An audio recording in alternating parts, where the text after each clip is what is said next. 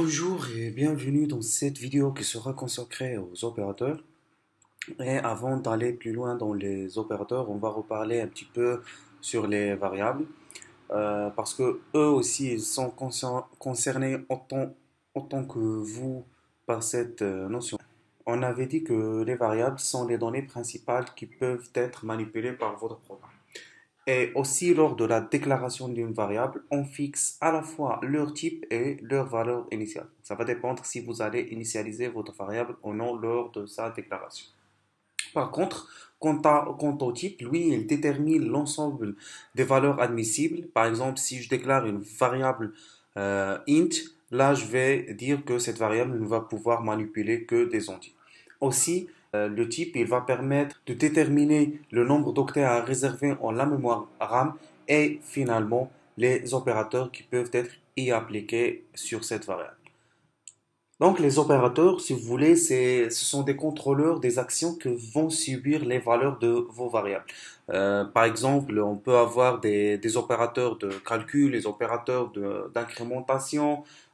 Et dans cette vidéo, on va essayer de voir les types d'opérateurs les plus utilisés ou bien les plus fréquents que vous allez pouvoir voir dans vos cours de C. Donc, les premiers opérateurs sont les opérateurs arithmétiques et ou bien les opérateurs de calcul. Ben là, je vais pas trop m'attarder sur l'explication de chaque opérateur vu que vous les connaissez déjà. Et par chance, votre ordinateur lui aussi, ben, ou bien plus précisément votre processeur lui aussi, il les connaît et on n'aura pas à écrire un code vraiment spécial ou compliqué pour lui demander par exemple de faire l'addition entre deux nombres ou bien la valeur d'une variable et un nombre ou bien les valeurs de deux variables à condition que ces deux variables doivent être du même type. On a le premier opérateur, c'est l'opérateur de l'addition. Le deuxième, c'est la soustraction, puis la multiplication et la division. Donc ça, je pense que vous le connaissez déjà et vous savez donc comment ça se passe au niveau de chaque opération. Lors de la manipulation de l'opérateur de division, on doit faire attention au type de variable qu'on va déclarer. On va essayer de voir là un petit exemple, juste question de voir comment ça marche. Supposons par exemple là que j'ai une variable, par exemple int var1, que va recevoir 7 sur 3. Et par la suite, donc, je vais essayer d'afficher le contenu de ma variable. Donc, valeur de var1 égale %d slash n, virgule. Donc là, j'utilise le spécificateur format %d vu que je veux afficher un entier. Donc, var. Et par la suite, on va compiler et exécuter notre programme. Là, le résultat, c'est 2. Mais en réalité, le résultat, c'est pas vraiment 2. Mais vu qu'on traite ici des entiers, la logique de votre machine, elle ne va prendre que la partie entière de l'opération de la division. Ça d'une part. D'autre part, quand on manipule des entiers et on utilise l'opérateur de la division, la machine, elle ne fait pas vraiment une division, mais elle se demande combien il y a de 3 dans le set. Donc le 3 il existe deux fois dans, dans le set. Et pour pouvoir un petit peu dépasser ça, on va devoir manipuler des variables de type float.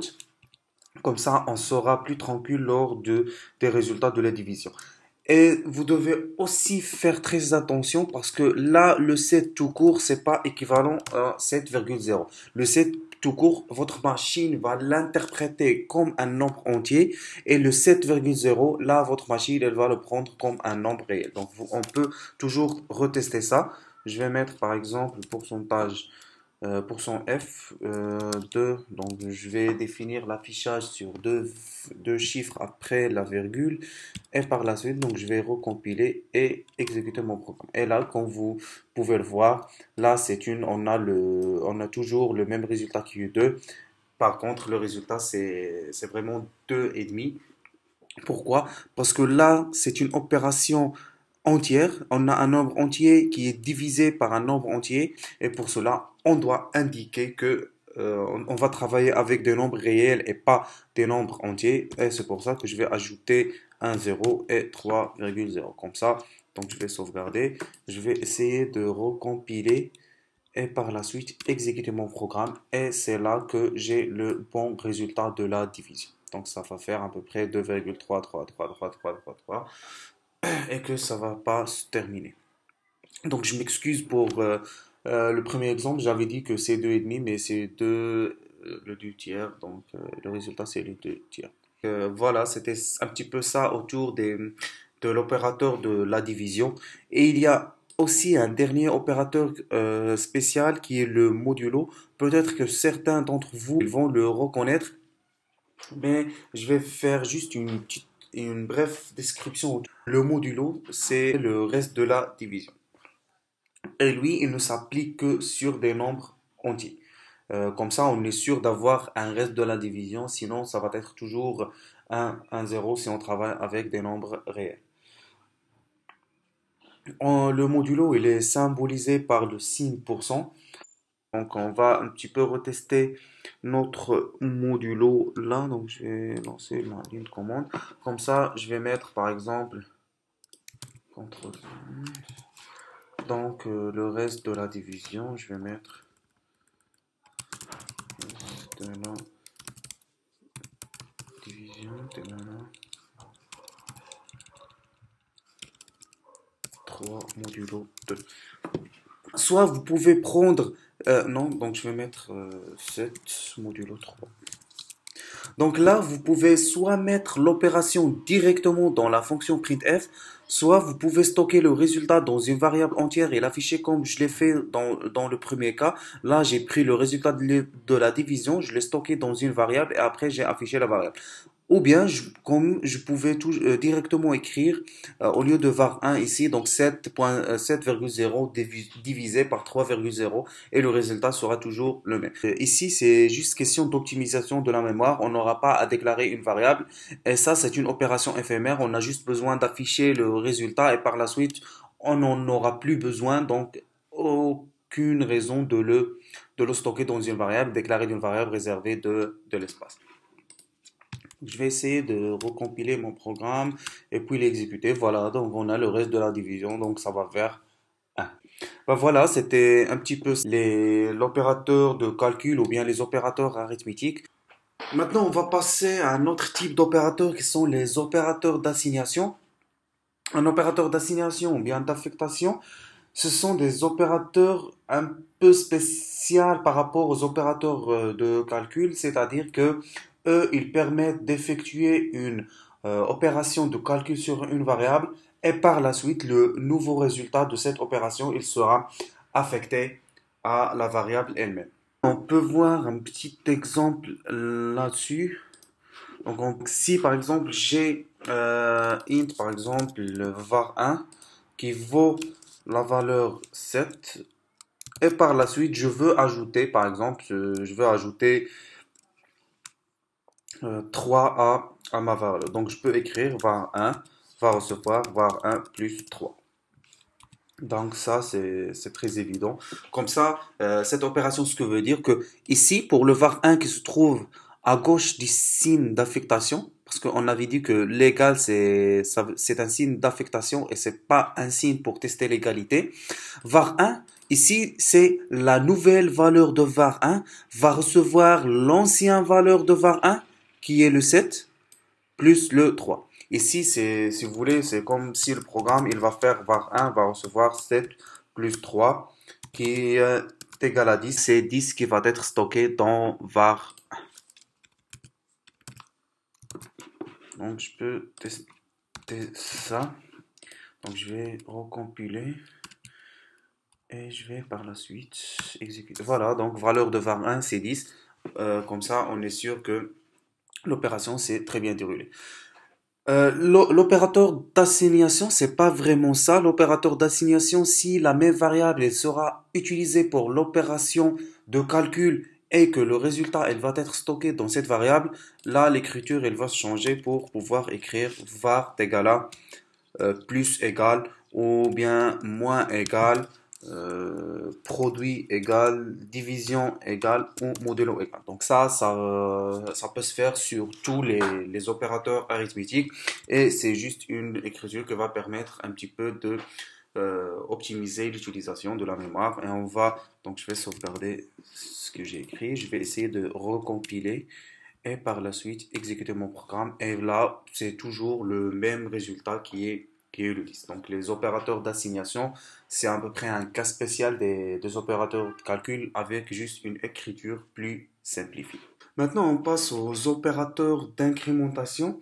L'incrémentation, c'est une forme d'accumulation et qui utilise l'opérateur arithmétique d'addition et de soustraction. Donc c'est juste de là, elle ne peut pas s'appliquer sur des opérateurs tels la division, la multiplication ou le modulo, juste l'addition et la soustraction. Elle permet d'ajouter ou soustraire un de la valeur d'une variable. Donc cela reviendra à écrire par exemple, là si par exemple je veux incrémenter ma variable var1 de 1, donc je vais écrire par exemple var 1 plus 1. Donc ça à peu près une écriture générale et à travers l'opérateur d'assignation on pourrait écrire donc var1 plus égale 1. Notre variable elle va s'incrémenter par 1. On va essayer juste pour voir comment ça va se passer. Et voilà, donc on a la valeur de var1, elle est égale à 8. Et c'est toujours le cas pour le signe moins, la soustraction. Donc si on met ici var moins est égal, donc notre valeur, elle va être décrémentée. Notre valeur, elle va être décrémentée de 1.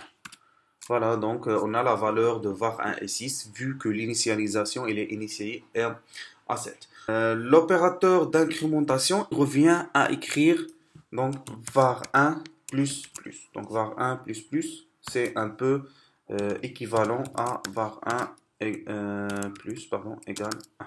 Comme ça, on est sûr d'ajouter 1 à notre variable var1, ou bien de l'incrémenter par 1. Et rappelez-vous que ça s'applique juste pour les opérations d'addition et de soustraction. Donc voilà, donc on a valeur de var1, c'est 8. Et ça va être le cas pour var moins moins. Donc la valeur de var va décrémenter de 1. La valeur initiale étant 7. La valeur après la décrémentation, ça va être 6. Juste un petit bonus, donc on peut avoir une post-incrémentation ou bien une pré-incrémentation. Le post-incrémentation, donc ça c'est valable pour les deux. On peut avoir post-incrémentation ou post-décrémentation ou pré-incrémentation et pré-décrémentation. On va juste essayer de voir un petit exemple pour ça. Donc je vais déclarer par exemple var2. Donc là je vais supprimer tout ceci. Donc je vais faire var2 va recevoir var1 plus plus. Donc ça c'est à peu près la post-incrémentation. Et je vais continuer afficher la valeur de var2. C'est juste pour vous expliquer la différence entre la post-incrémentation et la pré-incrémentation. Je vais recompiler et exécuter. Là, vous remarquez que la valeur de var1 c'est 8 et la valeur de var2 c'est 7. Ceci dit que cette instruction-là, elle est équivalente ou bien elle se passe en deux étapes. La première, on a si vous voulez, on peut l'écrire d'une autre manière. On a var2, elle va recevoir var1, et c'est que par la suite que var1, elle va s'incrémenter, ou bien on va exécuter var1 plus 1. Donc cette opération-là, c'est à peu près équivalent à ça. On a l'opération de l'affectation qui va venir en premier et c'est par la suite qu'on a l'incrémentation. C'est pour ça qu'on l'appelle post-incrémentation. Et on a la pré-incrémentation, c'est-à-dire qu'on va écrire plus plus. Donc les deux signes de plus, ils seront écrits avant le nom de la variable. Aussi, on va donc essayer de recompiler notre programme et l'exécuter. Et là, on a les deux variables qui ont la même valeur qui est 8. Là, les choses se passent de la manière inversée, c'est-à-dire qu'on a var1 il va être incrémenté tout d'abord par 1 et c'est après avoir exécuté cette instruction que votre programme il va faire var2 va recevoir var1. Et c'est pour ça que les deux variables ont la même valeur. Donc voilà, c'était un petit peu ça, les opérateurs d'incrémentation. Maintenant, on passe aux opérateurs de comparaison. Ces opérateurs, ils servent du moins à comparer des valeurs des variables ou bien une valeur d'une variable avec une valeur tout courte. Et le résultat de l'expression de comparaison, il vaut 0 si le résultat de la comparaison est faux. Et il vaudra 1 si le résultat de la comparaison est vrai. Donc ces opérateurs, on a le premier opérateur qui est le égal égal pour tester l'égalité, juste pour voir si par exemple on a euh, si par exemple on veut tester si deux variables ont la même valeur, donc on va utiliser ce signe d'égalité. Et aussi le signe de différence pour tester si deux variables ont deux valeurs différentes. C'est juste à peu près, si vous voulez, la négation de l'égalité. Et pour le reste, je pense que vous le connaissez déjà, le inférieur strictement, le inférieur ou égal, supérieur strictement et supérieur et égal. Là, si par exemple, ici, donc là, je vais essayer de supprimer ça. Donc, si par exemple, on a var1 qui vaut 7 et var2 qui vaut 6, et je vous dis par exemple, S var1, elle est supérieure à var2. Ben là, vous allez me répondre oui. Eh bien, votre programme, il dira de même. Et au lieu de dire oui, il va retourner une valeur qui est équivalente à 1 pour dire que c'est bon. Donc, on avait dit que le C, c'est pas, il n'y a pas de type booléen en langage C et que toute valeur qui est différente de 0, ça veut dire vrai et que la valeur 0, ça veut dire faux. Là, votre programme, il va retourner lui aussi 1 pour dire que var1, il est strictement supérieur, et même il est supérieur ou égal. Et même pour tester l'inégalité, on va mettre ça, donc S var1, elle est différente de var2, donc là, ça va être toujours le même résultat.